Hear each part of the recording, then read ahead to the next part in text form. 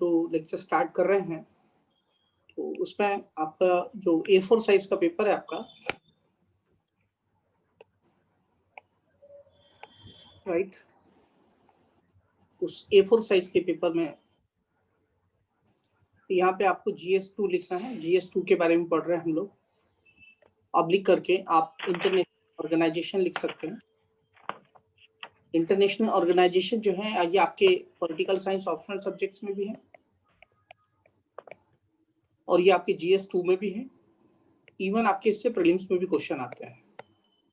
तो ये क्लियर हो जाना चाहिए कि हम क्या पढ़ रहे हैं आज।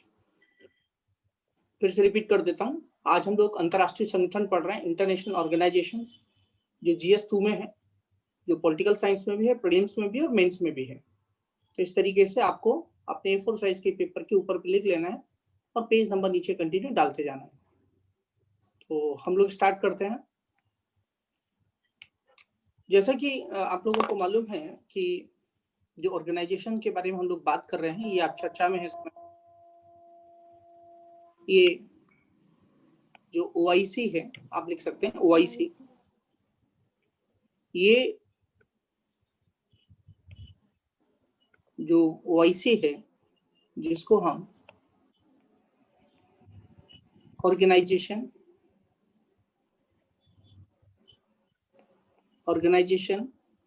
लिखते चलिए आप साथ में, of Islamic, organisation of Islamic corporation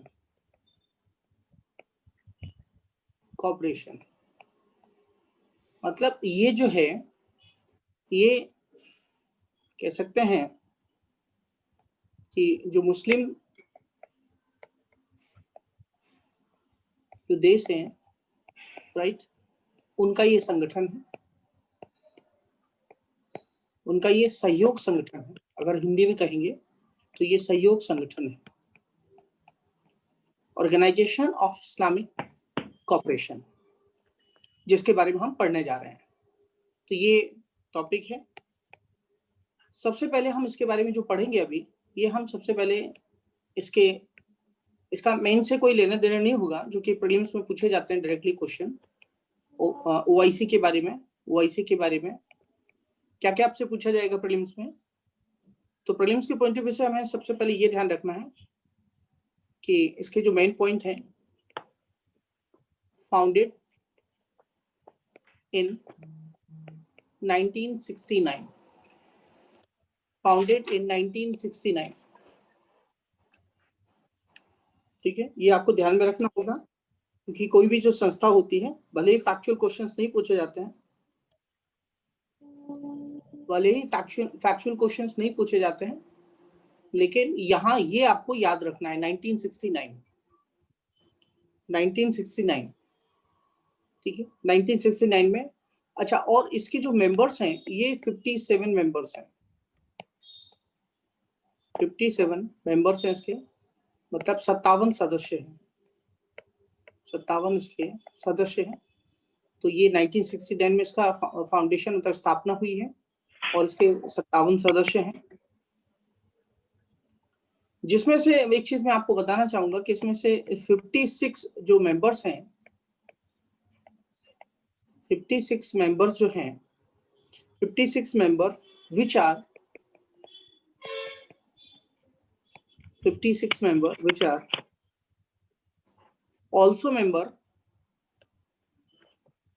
also member states of the UN,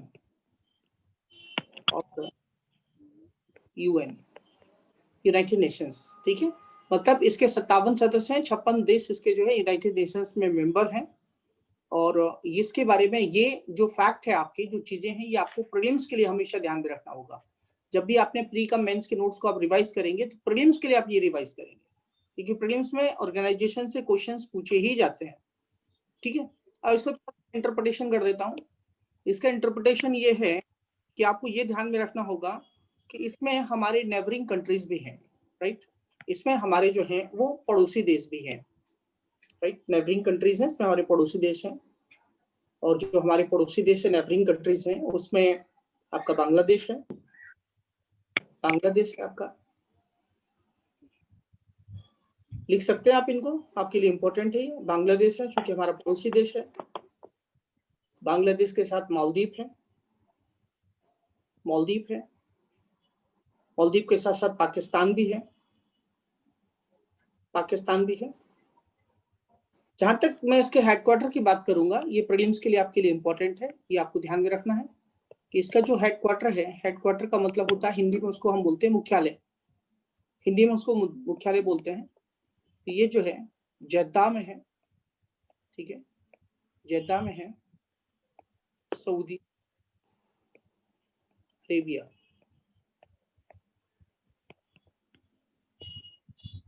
ठीक है, और सबसे खास बात है कि ये क्यों बनाया गया, इसका लक्ष्य क्या है। अगर मैं आपसे पूछूं कि जो ये जो ऑर्गेनाइजेशन बनाया गया है, ऑर्गेनाइजेशन ऑफ इस्लामिक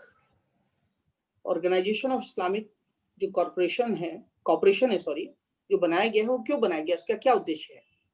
तो आपको ये ध्यान रखना है, पीस लिख सकते हैं आप, टारगेट इसका क्या है, इसका ऑब्जेक्ट क्या है, भाई ये ओआईसी क्यों स्टैब्लिश हुआ है, इसकी स्थापना क्यों हुई है। तो अगर हम इसकी स्थापना की बात करेंगे तो उसमें लिख सकते हैं कि peace, right, peace, harmony, right, ये इसका मेन ऑब्जेक्ट है। और सबसे खास बात इसमें एक चीज और जोड़ना चाहेंगे, वो ये है कि ये कह सकते हैं प्रोटेक्शन ऑफ मुस्लिम कम्युनिटी और मुस्लिम इंटरेस्ट, राइट, जो मुस्लिम वर्ल्ड है, जो मुस्लिम दुनिया है, राइट, उसके हितों की रक्षा करना, उसके इंटरेस्ट को सिक्योर करना, ये उसका ऑब्जेक्ट है। इसकी जो मीटिंग होती है हर साल होती है, इसकी जो मीटिंग होती है, every year meeting of OIC countries, हर साल इसकी मीटिंग होती है। तो ये इसकी बेसिक बातें मैंने आपको बताई हैं, जो कि आपके प्रारंभिक परीक्षा के रूप में काम आएंगे, आपके प्रीलिम्स एग्जामिनेशन के लिए आपको इम्पोर्टेंट होगी, जिसके लिए आपको कोई बेसिक रीडिंग नहीं करनी है, कुछ अलग से नहीं पढ़ना है, आपको सिर्फ ये रिवाइज करके जाना है प्रीलिम्स के लिए। अब सवाल उठता है, हम इसको करंट कॉन्टेक्स्ट में देखते हैं, वर्तमान संदर्भ में देखते हैं कि वर्तमान संदर्भ में क्या चल रहा है, आखिर हम इसको क्यों पढ़ रहे हैं, क्या इसका कारण है। देखिए, करंट कॉन्टेक्स्ट ये आपके मेंस एग्जामिनेशन के लिए इंपॉर्टेंट है, ये आपके मुख्य परीक्षा के लिए इंपॉर्टेंट है। OIC resolution,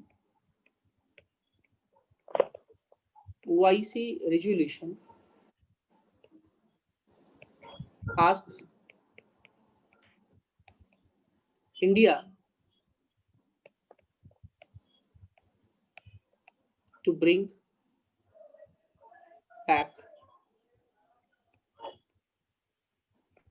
Article 370,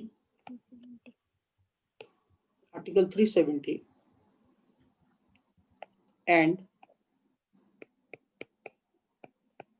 Articles 35A। ठीक है,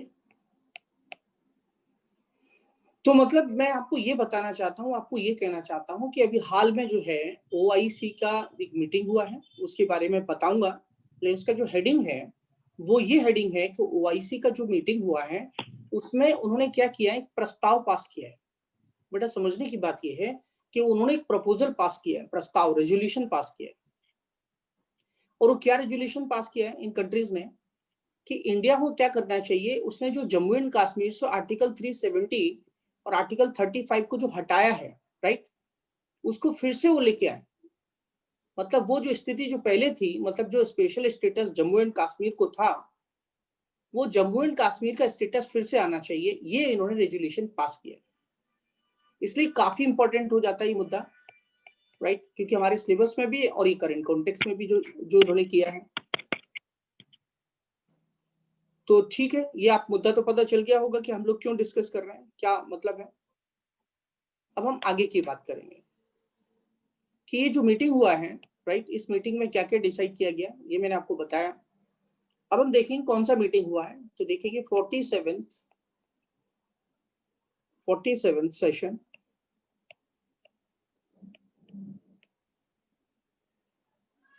of the Council आप लोग नोट करते चलें। 47th session of the council of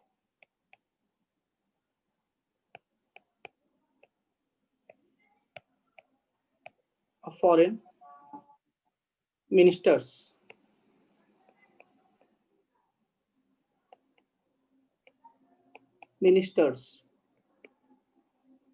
तो देखिए ये जो है, ये सबसे इंपॉर्टेंट हिंदी में कहेंगे तो 47वां सत्र था ये, 47वां अधिवेशन था ये, राइट, इस काउंसिल का। और उनके फॉरेन मिनिस्टर्स का मतलब विदेश मंत्री, उनके विदेश मंत्री जो हैं वो थे।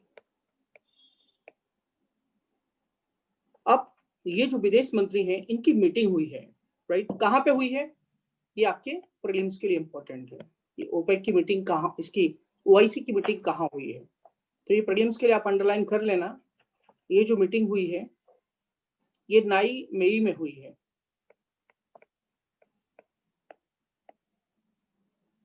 ठीक है, 9 मई में हुई है। और ये नाइजीरिया में है, नाइजर में है, ठीक है। हिंदी में इसको बोलेंगे, हिंदी में ऐसे लिखेंगे नाय मई, ये एन है, ना है, ना, नाय मई, यहाँ पे मीटिंग हुई। तो ये प्रीलिम्स के लिए ध्यान में रखना है आपको, राइट। कोई पूछता है आपको कि बताइए भाई ओआईसी की मीटिंग कहाँ पे हुई है, तो आप बता सकते हैं ओआईसी की मीटिंग नाइजीरिया में हुई है। कौन सी मीटिंग हुई है, 47th मीटिंग हुई है, 47वां मीटिंग हुआ है। ये आप नोट करते चले, ये आप नोट करते चले, ठीक है। और इसमें एक चीज और बता देता हूँ प्रीलिम्स के लिए, जो कि आपके लिए इंपॉर्टेंट है। आप जब प्रीलिम्स देंगे तो ये चीजों को आप ध्यान से समझते जाएं अभी से। अगली जो मीटिंग होगी होस्ट, राइट, अगली मीटिंग होगी 2021 में मीटिंग होगी, अगली मीटिंग 2021 में होगी, राइट। और ये जो मीटिंग होगी आपकी, ये मीटिंग आपकी पाकिस्तान में होगी, पाकिस्तान में होगी। ये मीटिंग आपकी पाकिस्तान में होगी, ये आपको बहुत ध्यान में रखना है। मतलब 47 मतलब 48th मीटिंग होगी यहाँ पे, ठीक है। ये इसका जो अध्यक्षता करेगा वो पाकिस्तान करेगा, ये भी प्रीलिम्स के लिए इंपॉर्टेंट है। आगे बढ़ते हैं, ठीक है। अब हमें मेंस पे आते हैं, हम लोग मेंस एग्जामिनेशन की बात करते हैं। तो सबसे पहले मैं आपको ये बताना चाहूंगा कि ये जो नियामे में मीटिंग हुई है, 9 मई में जो मीटिंग हुई है, राइट, ये किस जगह पे हुई है, तो आप लिख सकते हैं Mahatma Gandhi, Mahatma Gandhi international Mahatma Gandhi international conference, Mahatma Gandhi international conference centre. ये काफी इंपॉर्टेंट बात है, जिसलिए मैं आपको बताना चाहता हूं। इन 9 मई,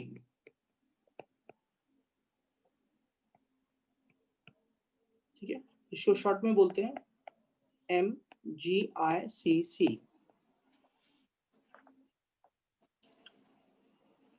ठीक है। लिख लिया होगा मुझे लगता है आप सभी लोगों ने।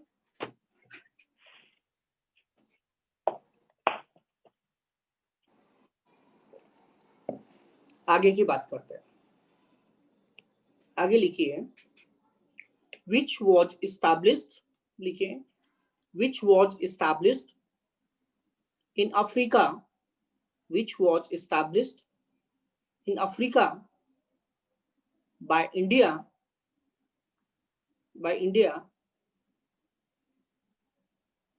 to honor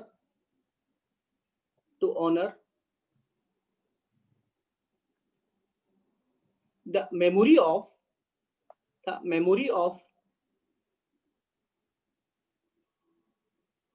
Mahatma Gandhi,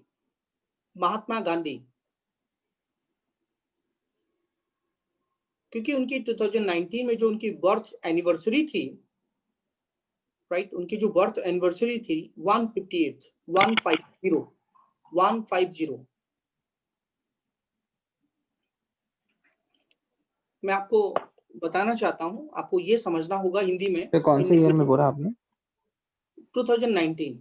okay, ठीक है, हिंदी माध्यम वाले विद्यार्थी सुने, स्टूडेंट सुने कि ये जो महात्मा गांधी अंतरराष्ट्रीय जो कॉन्फ्रेंस सेंटर बनाया गया, केंद्र बनाया गया, जो कि नियामे में बनाया गया, मैं लिख चुका हूं, यहां पर भारत ने अपने पैसे से इस सेंटर को बनाया है। और ये जो है नाइजर में है, भारत सरकार ने अपने पैसे से बनाया है। महात्मा गांधी का जो 150वां उनकी बर्थ एनिवर्सरी थी, राइट, इस पे बनाया गया 2 अक्टूबर को। अब सवाल ये उठता है कि हम ये क्यों बात कर रहे हैं कि देखिए, भारत ने ही बनाया है, भारत ने ही पैसा दिया है अपने पैसे से अफ्रीका में, और वही मीटिंग चल रही है और उसी में भारत विरोधी बातें चल रही है, तो कितना अच्छा लगेगा आपको। ये बात मैंने आपको इसलिए बताई। क्या मेरी बात समझ में आई आप लोगों को? अरे कुछ है, तो ये सोचने वाली बात है, इसलिए मैंने आपको बताया कि भारत ने, देखिए भारत जो है क्या कर रहा है और भारत के साथ क्या हो रहा है, राइट। ठीक है, एक चीज मैं आपको और बताना चाहता हूँ कि इसमें जो कंट्रीज हैं ये इस्लामिक कंट्रीज हैं, राइट। तो इनका इंटरेस्ट मैं आपको पहले बता चुका हूँ, राइट। हमारा किसी धर्म रिलीजन से कोई मतलब नहीं है, हम लोग यूपीएससी की तैयारी कर रहे हैं। तो यहाँ पे सबसे इंपॉर्टेंट यहाँ पे ये कहना चाहता हूँ मैं कि यहाँ पे एक मीटिंग हुआ था आईओसी की, राइट। 2019 की बात करते हैं, थोड़ा हम पीछे जाते हैं, 2019 की बात करते हैं। तो 2019 में मीटिंग हुआ था, क्योंकि मैंने बताया आपको हर साल होता है ये, तो 2019 में भी मीटिंग हुआ था। 2020 की तो बात कर चुका, 19 में मीटिंग हुआ था। तो ये जो मीटिंग हुआ था 2019 में, ये आईओसी का जो मीटिंग हुआ था बेटा, ये आप नोट कर सकते हैं, आबू धाबी में हुआ था। ये जो मीटिंग हुआ था लास्ट टाइम, वो आबू धाबी में हुआ था मीटिंग। और उस समय जो इसकी अध्यक्षता कर रही थी, राइट, इसको जो चीफ गेस्ट थी वहां पे, ये सुषमा स्वराज जी थी जो कि वहां पे चीफ गेस्ट थी। और आपको पता है हमारा जो एक एनिमी है, जो दुश्मन जिसको हम कह सकते हैं, पाकिस्तान। तो भारत को जब इतना सम्मान मिला, अब सीधी सी बात है, दुश्मन को तो जलन होनी है, राइट। तो पाकिस्तान इससे काफी निराश हुआ, फ्रस्ट्रेट हो गया, ये क्या हो गया। पाकिस्तान की एक चाल हमेशा रही है, ध्यान से सुनना है, क्योंकि मैं मुख्य परीक्षा के लिए आपको बता रहा हूं, क्योंकि आपको बहुत सारे एडिटोरियल आर्टिकल न्यूज देख के फिर ये कंक्लूजन निकालना होगा। तो ये चीज आप ध्यान से सुन लो कि मैं आपको क्या बताना चाहता हूँ। यहाँ मैं आपको ये बताना चाहता हूँ कि भारत की जो रेपुटेशन है, मोदी जी, मैंने आपको वेस्ट एशिया के बारे में जब बताया था, पश्चिम एशिया के बारे में बताया था, तो हमारी एक पॉलिसी है वेस्ट एशिया के लिए, लिंक वेस्ट एशिया, मैं आपको पहले बता चुका हूँ, राइट। और मोदी जी पश्चिम एशिया पे काफी ध्यान दे रहे हैं। हमारी जो मोदी जी की सरकार है, हमारे जो प्रधानमंत्री हैं, वेस्ट एशिया पे काफी ज्यादा फोकस कर रहे हैं। उनका जो अटेंशन है पूरा वेस्ट एशिया पे है। और आपने देखा होगा कि उनकी लगातार यात्रा रही है वेस्ट एशिया को, राइट। उनका विजिट रहा है हमेशा, ताकि दोनों देशों के, सऊदी अरब के साथ हमारे रिलेशन अच्छे हों, सऊदी अरब के साथ हमारे अच्छे रिलेशन अच्छे हों। तो जो मेन कंट्रीज है उनके साथ हमारे रिलेशन काफी अच्छे हैं। जितनी भी कंट्रीज हैं, 57 है, जनरली सबके साथ रिलेशन। और पाकिस्तान क्या करता है कि पाकिस्तान इस मंच को इस्तेमाल करता है उसके कॉन्टेक्स्ट के लिए। क्या समझ में आया आपको? जब भी ये मीटिंग होती है, इस मीटिंग में पाकिस्तान अपनी दुश्मनी निकालता है, और पाकिस्तान ये प्रयास करता है, उसकी कोशिश ये है कि जितने भी मुस्लिम कंट्रीज हैं ये उसके फेवर में आए और कश्मीर पे उसको सपोर्ट करें। अब थोड़ा कुछ देश ऐसे हैं जो भारत के साथ उनके रिलेशन अच्छे हैं, तो वो लोग तो कुछ नहीं बोलते, क्योंकि वो समझते हैं कि हमारे भारत के साथ रिलेशन अच्छे हैं, इंडिया के साथ काफी अच्छे रिलेशन है। और 2019 में जो हमारे कह सकते हैं सुषमा स्वराज जी को जो इतना अच्छा कह सकते हैं कि वेलकम मिला वहां पे, हमें जिस तरीके का स्टेटस दिया गया, उससे भी पाकिस्तान को निराशा तो हुई होगी। लेकिन अभी हाल में सबसे खास बात ये समझने की बात ये है कि कुछ ऐसे इसमें एलिमेंट्स हैं, मैं आपको बता दूं वो एलिमेंट्स कौन कौन है। राइट। ओआईसी में सबसे बड़ा एलिमेंट है पाकिस्तान, ध्यान रखो आप, ठीक है। पाकिस्तान के बाद कौन है? पाकिस्तान के बाद है टर्की, जिसको हिंदी में तुर्की कहते हैं। ये नोट करना है, नोट करना होगा आपको, राइट। ओआईसी में जो हमारे दुश्मन है एक तरीके से, मतलब हम हमारे भारत का विरोध करते हैं, उनका मतलब एजेंडा रहता है ये भारत को विरोध करना, उनका एजेंडा रहता है ये। तो एक तो पाकिस्तान लिख लो, और एक लिख लो आप टर्की, जिसको हम तुर्की कहते हैं, लिखा। थर्ड लिख लो आप मलेशिया। मलेशिया मलेशिया के साथ हमारे भारत के संबंध उतने अच्छे नहीं है, रिलेशन उतने अच्छे नहीं है मलेशिया के साथ में। और मलेशिया ने बीच में हमें बहुत ज्यादा, मलेशिया ने, टर्की ने काफी भारत विरोधी स्टेटमेंट दिए, इंडिया के अगेंस्ट स्टेटमेंट दिए। तो मलेशिया से हमने क्या किया, उसके जवाब में हमने मलेशिया से क्या किया। एक्चुअली जैसा कि मैंने आपको पहले बता चुका हूँ कि हम जो है तेल बहुत खाते हैं, भारतीयों की एक आदत है, और स्पाइसी खाना खाना, ऑयल खाना। तो हमारी जो तेल की डिमांड होती है वो कम हो जाती है बहुत ज्यादा, हमें जरूरतें हमारी पूरी नहीं होती है। तो हम उन जरूरतों को जो पूरा करते हैं वो मलेशिया से करते हैं, इंडोनेशिया से करते हैं। ध्यान रखना है आपको, ये आपके ज्योग्राफी सेक्शन के लिए भी काम आएगा, इकोनॉमी सेक्शन के लिए भी काम आएगा, एक नॉलेज है। तो हमने जो है, हमने ये जो पाम ऑयल जो मंगाते हैं, वो हमने अभी उसका जो इंपोर्ट करते हैं, राइट, उसको हमने कम कर दिया। अगर आप जानना ये चाहेंगे कि हमने इन मुद्दों पर जो मलेशिया की जो भारत विरोधी एक तरीके से स्टेटमेंट देता है, तो भारत ने क्या एक्शन लिया, अब बता सकते हैं। हमने अपना जो पाम ऑयल है उसका इंपोर्ट जो है वो कम कर दिया। ठीक है, इतनी बात समझ में आई आपको? कि अब आपको ये तो समझ में आया होगा वो तीन किरदार कौन से हैं जो भारत के अगेंस्ट मुंह खोल रहे हैं। टर्की है, मलेशिया है, पाकिस्तान है, ध्यान रखना है इस बात। तो भाई इन्होंने क्या प्रपोजल पास किया? इन्होंने ये प्रपोजल पास किया है जो मैं आपको पहले भी बता चुका हूं, लेकिन फिर भी एक बार आप उसको नोट डाउन कर लो, मेन पॉइंट, राइट। क्या उन्होंने कहा है? उन्होंने कहा है OIC demands, OIC demands India to revoke 5th August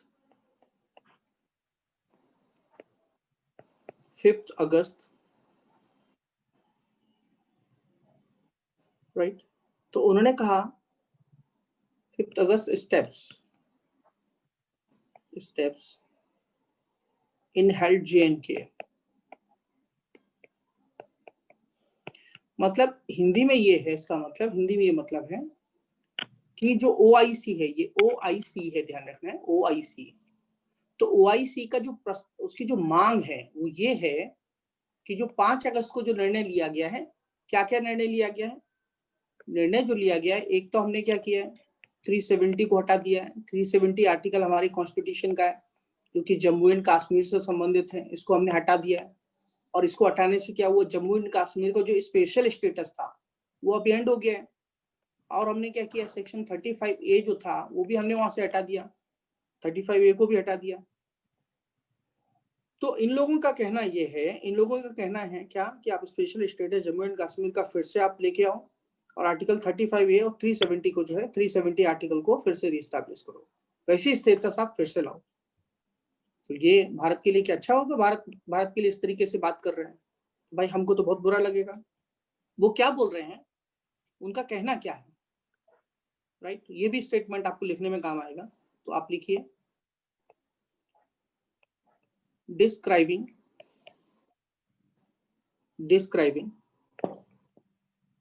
the move as illegal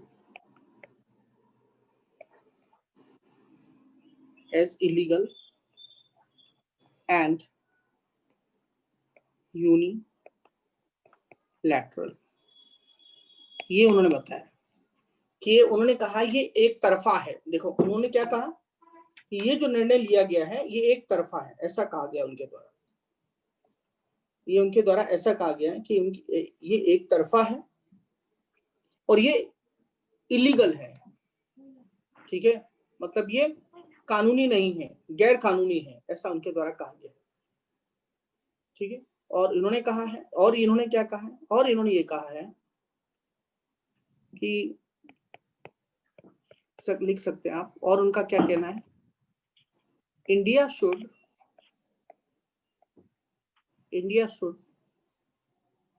cancel India should cancel the issues India should cancel the issues India should cancel the issues of domicile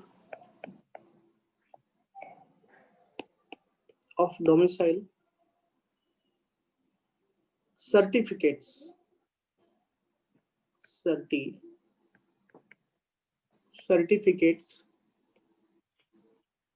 to people from outside the union territory,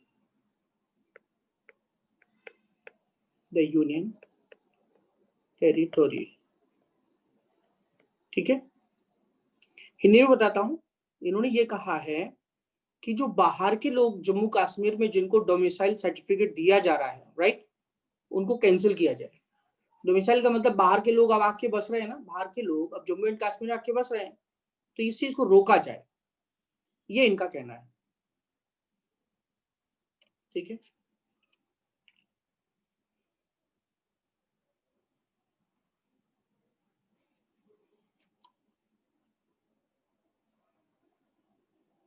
तो आप देखोगे कि जिस तरीके से इन्होंने जो resolution pass किया है इस कॉन्फ्रेंस के अंदर, एक बिल्कुल भी ठीक नहीं है, और कह सकते हैं कि भारत के लिए तो इस तरीके के स्टेटमेंट देना, राइट, भारत विरोधी, ये हम किसी तरीके से इसको बर्दाश्त नहीं कर सकते हैं, इसको किसी तरीके से सहन नहीं कर सकते हैं, राइट। तो ऐसा हुआ, जब ऐसा किया गया तो इसका कंक्लूजन क्या निकल के आया, मैं ये कहना चाहूंगा कि फिर भारत सरकार ने कुछ तो किया होगा ना। इंडिया गवर्नमेंट ने जब इतना सब कुछ हुआ तो भारत सरकार क्या चुप रहने वाली है। तो भारत सरकार ने एक स्टेटमेंट जारी किया है, भारत सरकार ने एक अपना स्टेटमेंट जारी किया, वो आप लिख सकते हैं, वो आपको एग्जाम में लिखने के काम आए, राइट। तो ये आपको गवर्नमेंट ऑफ इंडिया का जो इसके लिए जो है उन्होंने कह सकते हैं कि अपना स्टेटमेंट जो जारी किया है वो आप लोग देख लीजिए। तो इन्होंने जो है, भारत सरकार ने क्या कहा है, भारत सरकार का कहना ये है, तो सबसे पहले तो मैं आपको ये बताना चाहूंगा, इनकी जो हेडिंग है वो क्या है, वो लिखिए आप,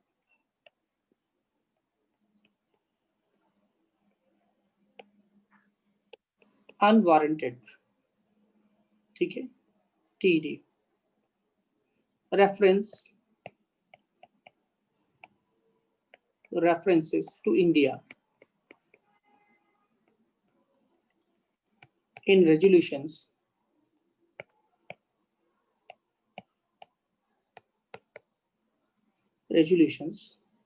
adopted by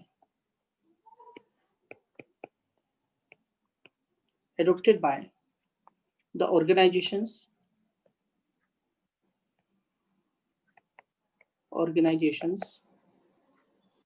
of Islamic Conference of Islamic Conference, ठीक है। इसका मतलब क्या हुआ, इसका मतलब हुआ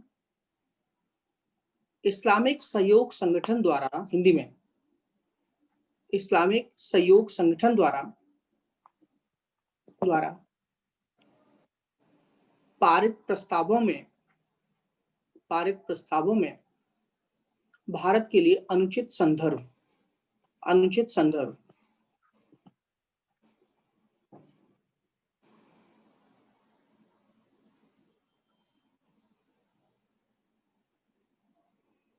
अभी मैं इसको क्या बताना चाहूंगा, मैं आपको बताना चाहूंगा हमारा स्टेटमेंट क्या था। भारत सरकार ने कहा है कि जो भारत के लिए जिस तरीके से फैक्ट पेश किए गए हैं, पहले हिंदी में समझा देता हूं मैं आपको कि भारत के लिए जो ये फैक्ट पेश किए गए हैं ये गलत है, ये गलत है, अननेसेसरी है, अनावश्यक है, राइट, बेबुनियाद है, राइट, और इनको हम कंडेम करते हैं। आप ऐसे लिख सकते हो कि इंडिया ने इसको क्या किया है, कंडेम किया है, निंदा की है इसकी। और इंडिया का कहना यह है कि जम्मू एंड कश्मीर भारत का एक इंटीग्रल पार्ट है, राइट। जम्मू एंड कश्मीर जो है भारत का एक अभिन्न अंग है, एक इंटीग्रल पार्ट है। और इस तरीके के स्टेटमेंट देना, जिस तरीके के स्टेटमेंट दिए गए हैं, ये भारत के इंटरनल मैटर में इंटरफेरेंस है। ये भारत के इंटरनल मैटर में इंटरफेरेंस है, आंतरिक मामलों में दखल अंदाजी है। ये भारत का जो आंतरिक मामला है इसमें दखल अंदाजी है।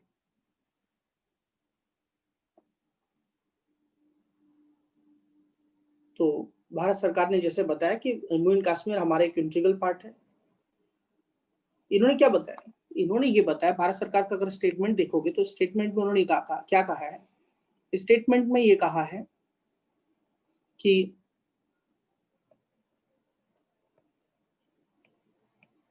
Strictly internal to India. ये ध्यान रखना है, ये चीज ध्यान रखना है, ठीक है। और उन्होंने क्या कहा है, एक चीज जो बताई कि जो JNK है वो क्या है, एक integral and इनएलिएनेबल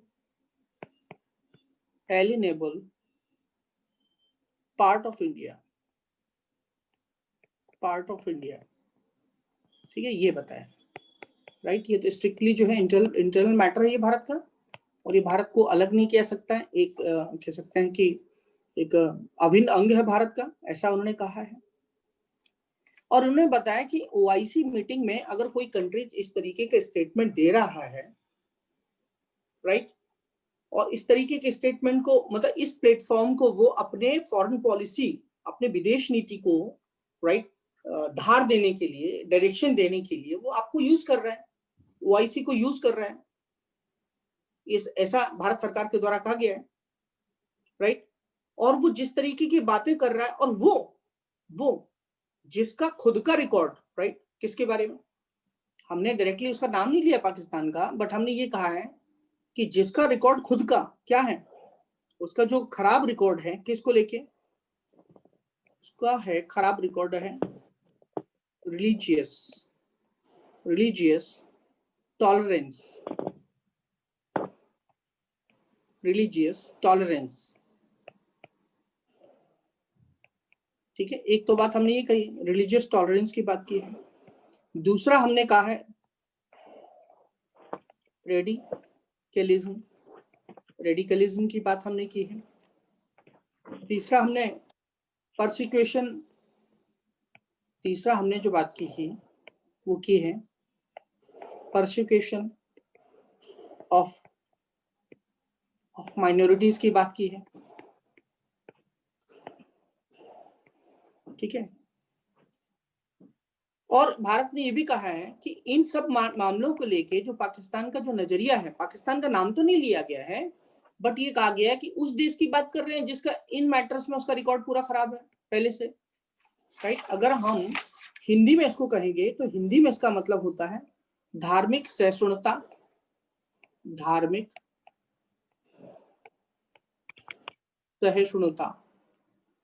Hindi medium.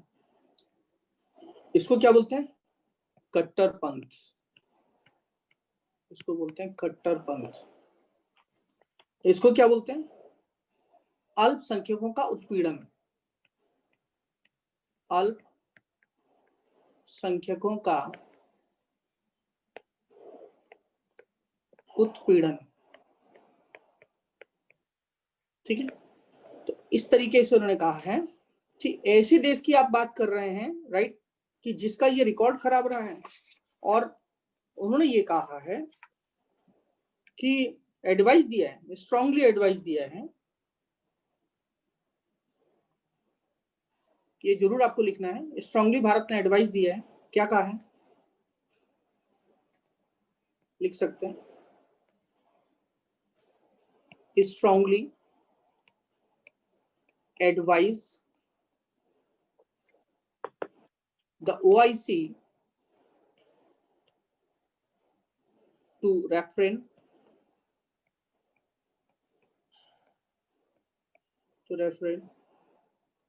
from making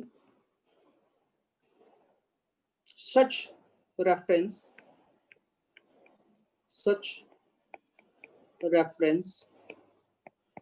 in future। ठीक है, मतलब ये कहा गया है कि इस प्रकार के जो स्टेटमेंट है, राइट, आप हिंदी में लिख सकते हैं, भारत सरकार ने कहा है कि हम आपको गंभीरता से सलाह दे रहे हैं, राइट, हम आपको गंभीरता से सलाह दे रहे हैं कि इस प्रकार के भारत को लेकर इस तरह के संदर्भ बनाने से आप बचें। अब आपको गंभीरता से सलाह दे रहे हैं, ठीक है।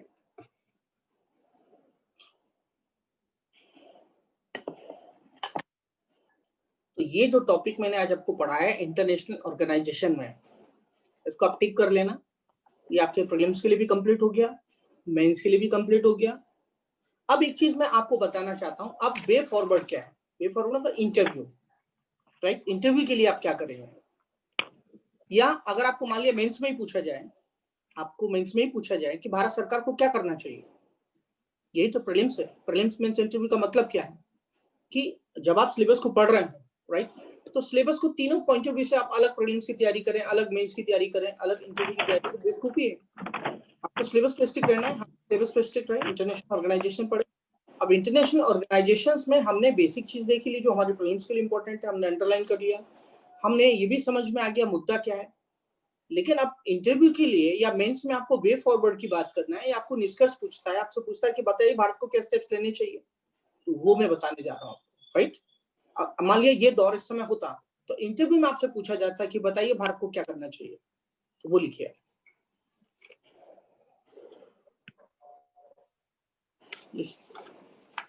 कंक्लूजन लिखिए,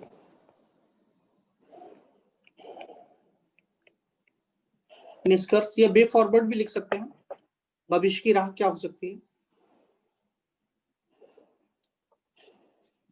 देखिए सबसे खास बात ये है, पहला पॉइंट आपको ये लिखना है, पहला पॉइंट आपको ये बताना है, मैं आपको जो समझा देना चाहता हूँ कि अभी ओआईसी की मीटिंग देखो, अभी अगले साल कहाँ होने जा रहा है, आपको पहले बताया है कि अगले साल मीटिंग बेटा कहाँ हो रही है, आपको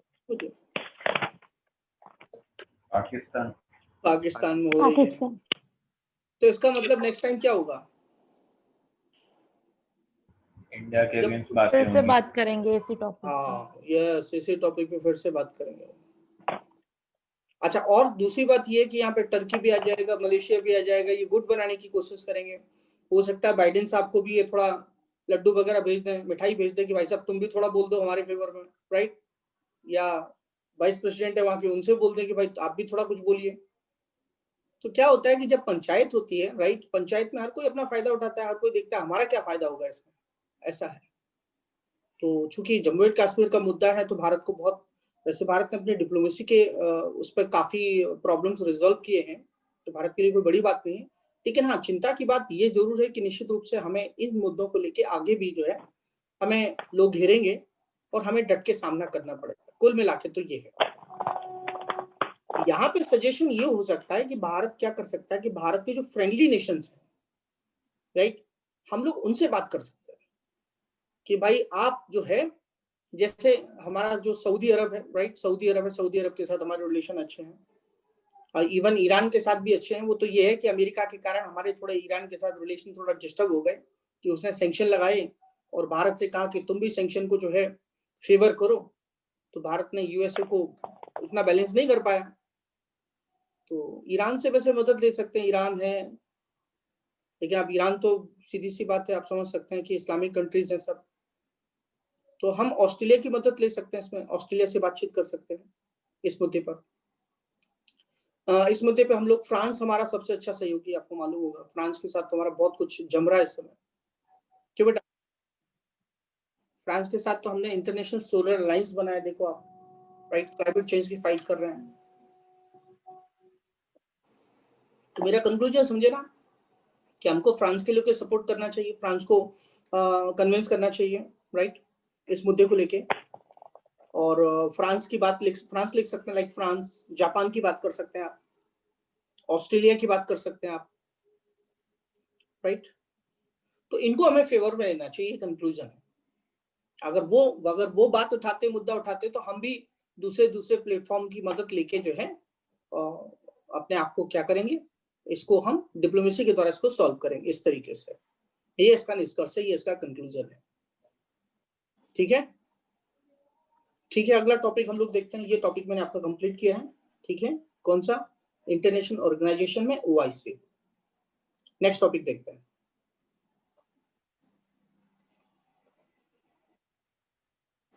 नेक्स्ट टॉपिक जो है, लिखिए, एक अगला A4 साइज का पेपर निकालिए, टॉपिक कंप्लीट हो गया आपका।